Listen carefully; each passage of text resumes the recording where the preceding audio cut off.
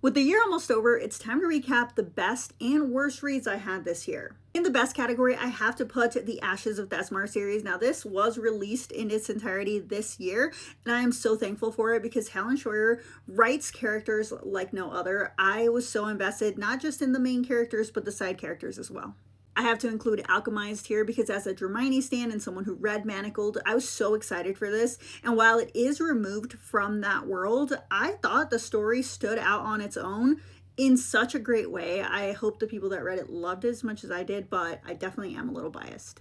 Sunrise on the Reaping is definitely on this list. I loved the Hunger Games when I was younger, and I can't wait for this to become a movie because Haymitch was always one of my favorite characters. This was a 10 out of 10, no notes. When I saw that Heat of the Everflame was 30 plus hours as an audiobook, I really thought that this was going to be the end, but it's not, and I'm actually surprised at how excited I am that it's not because this story kept me hooked the whole way through. You'd think 30 hours, at some point there might be a lull. There wasn't. This is such a great story. It's becoming one of my favorite fantasy series of all time.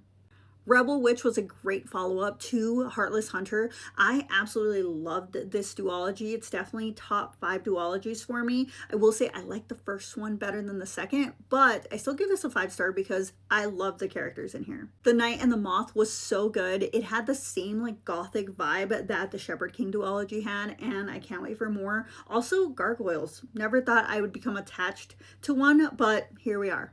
And last on the list for best fantasies of 2025, I have to include I, Medusa. As someone who loves Greek mythology and didn't know anything about Medusa really other than she can turn people to stone, this was such an intense story. I was so pleasantly surprised at how well this was told by an author I had never experienced before. I can't remember if this was her debut, but if it was, hats off because I loved it. And for the worst of fantasy in 2025 for me, The Courting of Bristol Keats, I just didn't like this story. It dragged. It was over 500 pages. And I feel like we didn't even get good world building, which is what I would expect from a book this long as a, start to a series.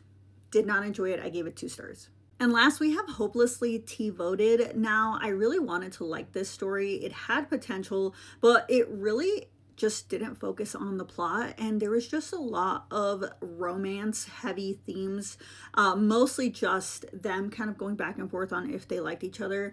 And don't get me wrong, I like a slow burn, but this was just, it was too slow.